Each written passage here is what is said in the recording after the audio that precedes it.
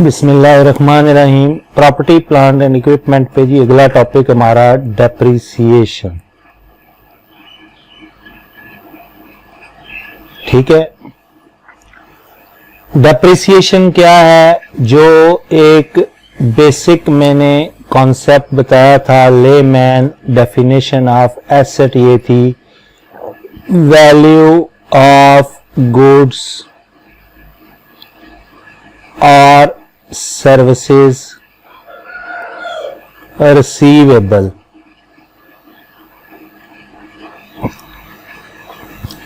और एक्सपेंस क्या था? वैल्यू ऑफ गुड्स और सर्विसेज रिसीव्ड। ठीक है, अब यहां पे हम बात करते हैं तो रिसीवेबल जो है वो अल्टीमेटली क्या होना है? रिसीव हो जाना है। आज मैंने अगर फर्नीचर परचेज किया है ₹20,000 का और मैंने इसको यूज करना है, ठीक है, फॉर 5 years,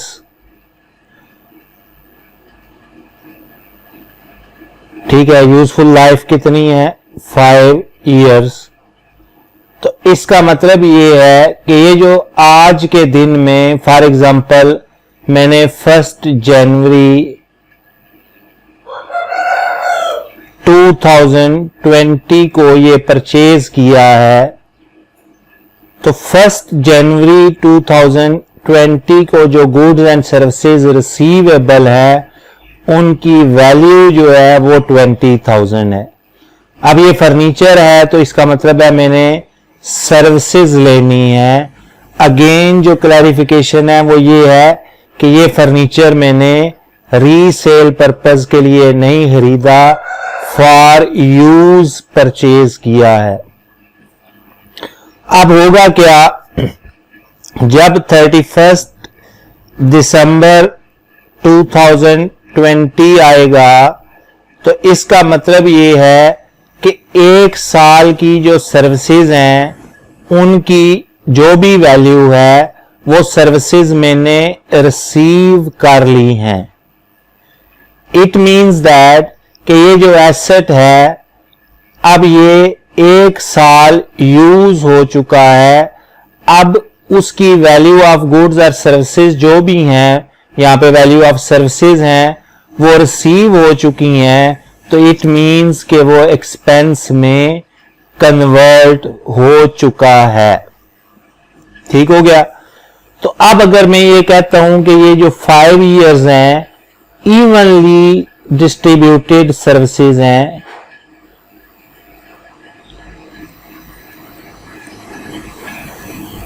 इसका मतलब है कि हर साल मुझे इक्वल वैल्यू की सर्विसेज रिसीव होनी है। तो जब इवनली डिस्ट्रीब्यूटेड सर्विसेज होंगी तो 20,000 डिवाइडेड बाय 5 करूं तो हर साल मुझे ₹4,000 की सर्विसेज जो हैं वो रिसीव हो जाएंगी। तो at the end of the year 1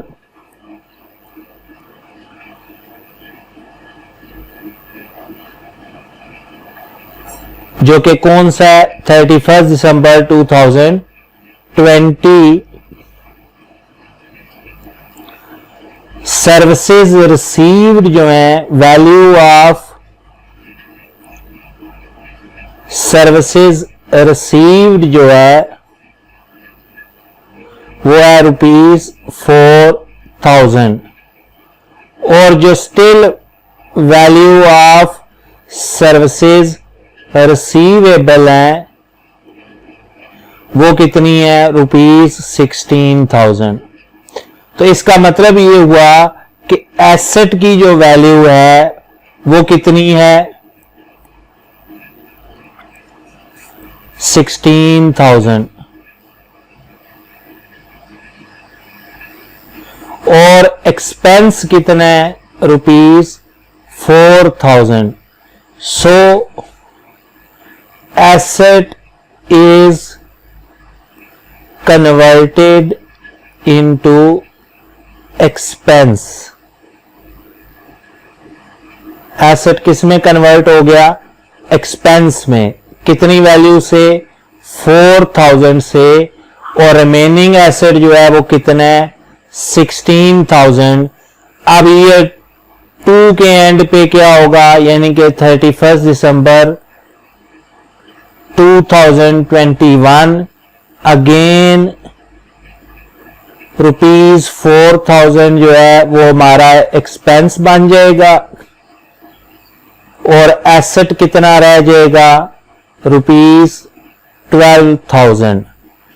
तो ग्रेजुअली क्या हो रहा है कि वो जो एसेट था उसको हमने डिफाइन किया था कि वो एसेट इसलिए है कि हमने अभी सर्विसेज रिसीव करनी है, रिसीवेबल है.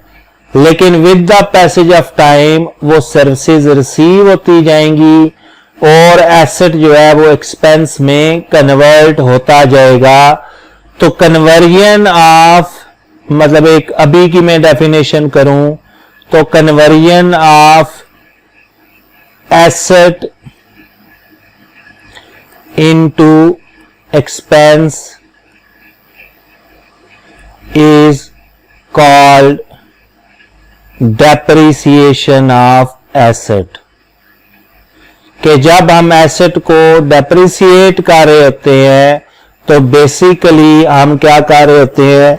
एसेट को एक्सपेंस में कन्वर्ट कर रहे होते हैं क्योंकि सर्विसेज हमें रिसीव हो रही होती हैं. ठीक है. अब इसको हम एक दूसरे एंगल से देखते हैं कि आपने जो फर्नीचर लिया, चले हम एक और एग्जांपल ले लेते हैं मशीन की. Machine purchased for ₹1 lakh. Useful life है जी 5 years. ठीक है. It will produce toys. ठीक है. और आपकी जो सेल्स हैं ऑफ टॉयज जो हैं वो हैं ₹30,000 पर ईयर. अब अगर देखें मैं ये करूं कि मैं 30,000 में से सेल है मेरी, मैं माइनस कर दूं कॉस्ट ऑफ मशीन. ये ईयर 1 है, ईयर 2 है, ईयर 3 है, ईयर 4 है, ईयर 5 है. तो कॉस्ट ऑफ मशीन अगर मैं यहां पे सारी की सारी माइनस कर दूं 1 लाख. ठीक है. तो पहले साल मेरा 70,000 का लॉस आएगा और फिर अगले साल कोई मैंने मशीन नहीं खरीदी तो 0. तो मेरा प्रॉफिट आएगा 30,000. फिर अगले साल फिर 30,000 एंड सो ऑन. यानी कि 4 सालों में मेरा सिर्फ प्रॉफिट शो होगा और पहले साल लॉस शो होगा.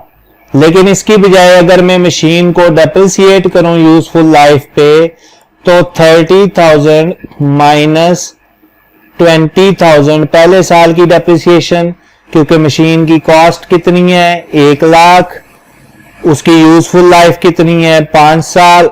और अगर इवनली मुझे सर्विसेज मिल रही हैं तो हर साल मुझे कितनी सर्विसेज मिलेंगी 20,000. तो मैं एक्सपेंस कितना ट्रीट करूंगा 20,000. तो 10,000 मेरा यहां पे प्रॉफिट आएगा, 10,000 यहां पे आएगा.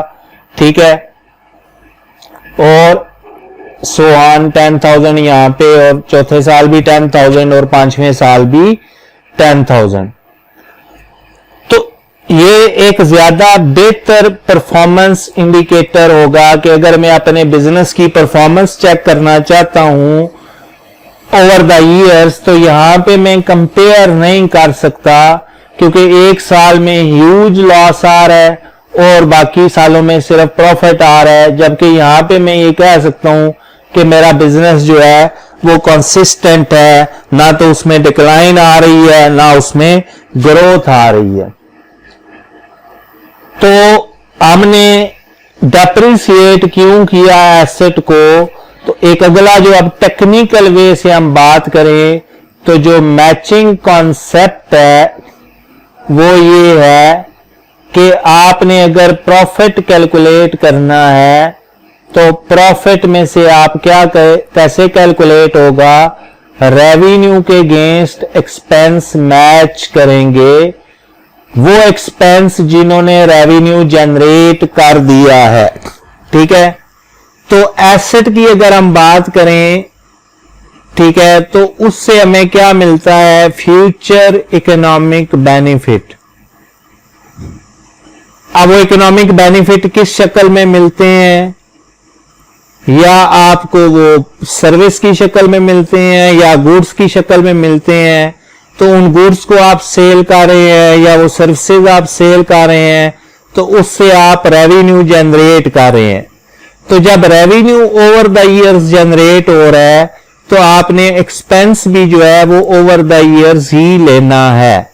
ठीक है, तो डेप्रिसिएशन को हम टेक्निकली कैसे कहेंगे, डिफाइन करेंगे, तो depreciation is spreading cost of asset over it's useful life. ठीक है, अब हमने जो अभी तक डेप्रिसिएशन की है, तो यहां पे अगर मैंने 20,000 कैलकुलेट किया है या पिछले केस में मैंने जो 5,000 कैलकुलेट किया था, ठीक है, सॉरी 4,000, तो ये मैंने एज्यूम किया था कि जो मुझे सर्विसेज मिल रही हैं या जो मुझे टॉयज मिल रहे हैं वो इवनली डिस्ट्रीब्यूटेड है, यानी कि जो मैं रेवेन्यू जनरेट कर रहा हूं वो इवनली डिस्ट्रीब्यूटेड है। तो इसलिए मैंने क्या किया, हर साल इक्वल वैल्यू से एसेट को मैंने कन्वर्ट कर दिया किसमें, एक्सपेंस में। लेकिन एक तरीका, एक आपको ये भी बात पता है, ये कॉमन सेंस की बात है कि आप एक एसेट खरीदते हैं तो जो नया एसेट है वो शुरू में ज्यादा एफिशिएंट होता है, वो आपकी उसका जो प्रोडक्शन लेवल है वो शुरू में हाई होता है, लेकिन with the passage of time उसका प्रोडक्शन लेवल या उसकी एफिशिएंसी जो है वो डिक्रीज कर जाती है। तो टेक्निकली जब हम बात करेंगे तो ये खाली spreading the cost of asset over it's useful life नहीं है, ये एक सिस्टमैटिक स्प्रेडिंग होगी। वो हम आगे डेफिनेशंस पढ़ेंगे जो IAS 16 में डेप्रिसिएशन को डिफाइन किया गया है, यूजफुल लाइफ को डिफाइन किया गया है। अब जो यूजफुल लाइफ है ये कोई पेट चीज नहीं है, हर बिजनेस जो है वो अपने हिसाब से यूजफुल लाइफ एक एसेट की डिफाइन करता है। एक छोटा बिजनेस है, हो सकता है वो एक बड़े बिजनेस की जो यूज्ड एसेट्स हैं उनको वो परचेज करके वो स्क्रैच से उनको यूज करना शुरू करे। तो अब 5 साल एक बड़े बिजनेस ने उनको यूज किया और उसके बाद उसने उसको सेल कर दिया, लेकिन वही एसेट जो है वो एक छोटे बिजनेस के लिए नया एसेट है, वो अगले 5 साल या 10 साल उसको नए सिरे से यूज करेगा। तो जो यूजफुल लाइफ है या हम डेप्रिसिएशन जो है उसकी जब हम सिस्टमैटिक एलोकेशन करते हैं एसेट की कॉस्ट की, तो उसमें फिर हम क्या करेंगे, डिफरेंट मेथड्स ऑफ डेप्रिसिएशन।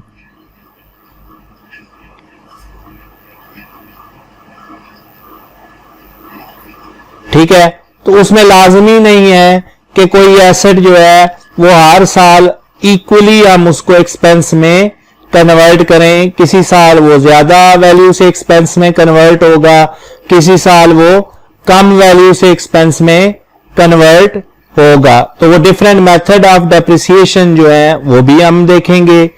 ठीक है, और उनसे डेप्रिसिएशन की जो कैलकुलेशन है वो कैसे आती है वो भी हम देखेंगे। लेकिन जो कोर इशू है, ठीक है, बेसिक पॉइंट जो है आपने जो याद रखना है, तो डेप्रिसिएशन वाला टॉपिक आपके लिए आसान हो जाएगा। वो ये है कि 2 स्टेप्स में आपने क्वेश्चन को हैंडल करना है, कैलकुलेशन और रिकॉर्डिंग। ठीक है, वो चाहे जनरल जर्नल में आपसे क्वेश्चन करेगा, जनरल जर्नल एंट्रीज करें, या वो आपसे क्वेश्चन करे कि लेजर्स प्रिपेयर करे, तो कैलकुलेशन को आप इलादा से रखें। ये मैथमेटिकल एस्पेक्ट है इस टॉपिक का। इसका आप जब कैलकुलेशन कर लेंगे तो फिर लेजर्स को प्रिपेयर करना या जनरल जर्नल एंट्रीज करना जो है वो कोई इतना मुश्किल काम नहीं है।